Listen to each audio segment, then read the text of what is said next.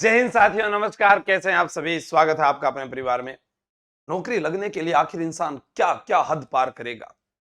क्या नौकरी ही सब कुछ है? आपने अखबारों में पढ़ा होगा और सुना भी होगा कि आईएएस में फर्स्ट रैंक लाने वालों ने अंतरजातीय विवाह किया और वह हमारी नजर में सबसे ज्यादा पढ़े लिखे होंगे, जो टॉपर थे। लेकिन बाद में उनके अंदर तलाक हो गया।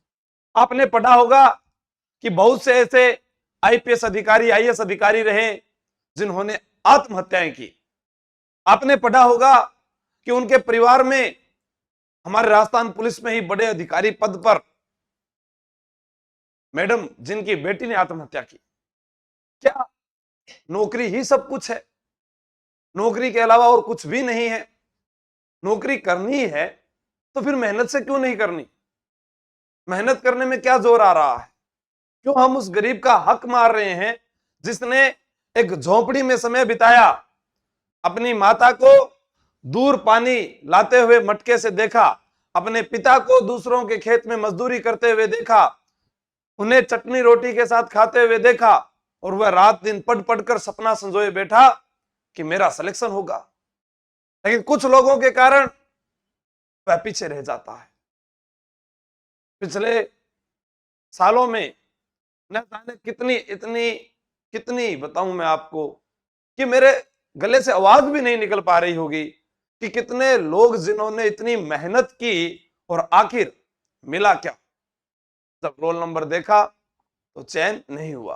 और उनमें जो शामिल हुए, आज कहते हैं ना कि भगवान के घर देर है पर अंधेर नहीं, तो वो देर है लेकिन अंधेर नहीं। उसी के लिए मैं आपको ये थोड़ा सा यहां पर जागरूक करने के लिए वीडियो बना रहा हूं, ताकि आप देखें अगर आपने ईडब्ल्यूएस, तलाकशुदा, रिश्वतखोर, फर्जी दस्तावेज वालों की उड़ी नींद क्या हो रहा है।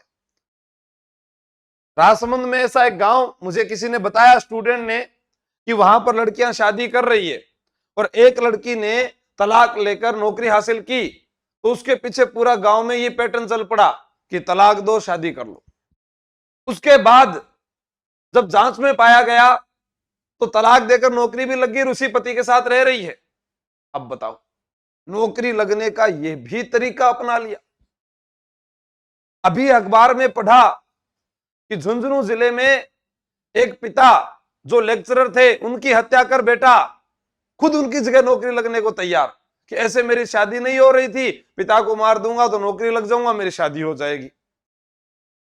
ऐसे ऐसे तरीके भगवान ने दो हाथ दिए हैं और कहा है कि चीर दे जमीन का सीना और निकाल ले अपने हिस्से की रोटी। लेकिन मेहनत नहीं हो रही साहब, क्योंकि इन हाथों ने मोबाइल पकड़ पकड़ कर इंस्टाग्राम, फेसबुक पर सोना बाबू के चक्कर में हाथों को कमजोर कर दिया। रात को फोन पर लगे रहते 2-2 बजे तक सोना बाबू के साथ। गोगाराम भी देख रहा है कि ये क्या हो रहा है ना गोगाराम? चलो, आज ये न्यूज पढ़ी, आलोक राज जी ने कहा, बहुत बहुत धन्यवाद, कि इनके द्वारा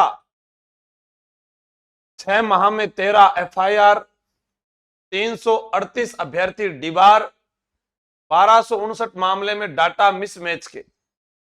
यहां लिखा हुआ मिला कि शादीशुदा लेकिन तलाक देकर लगी नौकरी और मामले में जांच में पाया कि वो साथ में रह रही है। पिता की सरकारी नौकरी, बेटे ने बनवाया ईडब्ल्यूएस। डाटा मिसमैच में लगभग 1000 अभ्यर्थी रडार पर, फर्जी डिग्रियां बना ली। अब वो कुछ समय के लिए, चंद लम्हों के लिए गांव वालों की नजर में, परिवार वालों की नजर में एक आइकन तो बन गए होंगे। अब उनको नींद नहीं आ रही है, और ये नींद नहीं आना ही, आप ये जानते हैं, चिता में व्यक्ति एक बार जलता है लेकिन चिंता में वह बार बार बार बार चलता है। फिर इस जीवन का क्या करोगे भाया? ये जीवन एक बार मिला है, ये दोबारा नहीं मिलेगा, और मिलेगा भी तो बहुत 84 लाख योनियों के बाद हमें एक जन्म मिलता है। अब आप सोचो, कहां हमारा जन्म और कब मिलेगा, क्या होगा उस समय, क्या पता। अच्छे से जीवन जियो। आप झूठ मत बोलो अपने परिवार के साथ। अपने माता पिता को बताओ कि मेरी रुचि पढ़ाई में नहीं है, मुझे कोई काम करना है तो वो काम में लग जाओ। काम करना कोई गुनाह नहीं है। सारे लोग नौकरी नहीं लग सकते, लेकिन नौकरी के लिए रचा गया ये छल कपट जब दुनिया के सामने आएगा तो आत्महत्या करने के लिए मजबूर हो जाओगे। वो परिवार वाले लोगों को मुंह दिखाने के लायक नहीं रहेंगे, आस पड़ोस के लोग ताने मार मार कर मार देंगे। कोई आना जाना नहीं करेगा घर में कि झूठे लोग हैं। लोगों के सपनों को इन्होंने चोरा है, उनकी उम्मीदों पर पानी फेरा है जिन्होंने रात दिन मेहनत की है। वह बालक जो जयपुर शहर में या अन्य किसी शहर में कोटा, जोधपुर, सीकर में तैयारी करता है, उसके घर वालों से पूछना, रात को जब मां सोती है तो फोन करके पूछती है बेटा खाना खा लिया क्या। एक चिंता सताती रहती है जीवन भर कि मेरा बेटा पढ़ रहा है या वो क्या कर रहा है। इस पर ध्यान देना होगा आपको, उन्हें अच्छी शिक्षा देनी होगी। और यह भी जरूरी नहीं है कि जो टॉपर आया वही नौकरी लगेगा। नौकरी लगने का हक हर व्यक्ति के पास है। बस जरूरत है ईमानदारी से अपने कार्य के प्रति लगन, उस सफर तक लगातार मेहनत करना जिसका सपना आपने देखा है। उसमें बीच में अपनाए गए ये शॉर्टकट, वो दलाल जो कहेंगे आपको कि हाँ मेरे पास पेपर है, आप सूचना पुलिस को दो। वो कहेंगे कि हम आपको नौकरी लगा देंगे, आप सूचना पुलिस को दो। एक दिन धीरे धीरे करते करते ये सब खत्म हो जाएंगे, और जब ये सब खत्म हो जाएंगे तो नौकरी पर हक उसी का होगा जिसकी मेहनत में दम होगा।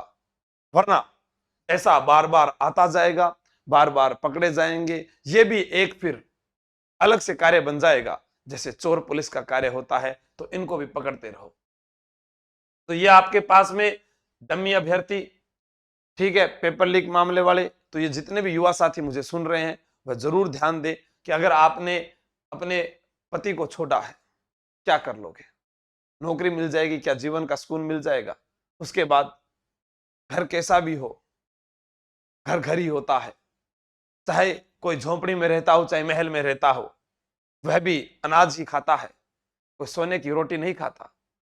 तो आप किसको दिखाना चाहते हो? किसके लिए बड़ा बनना चाहते हो?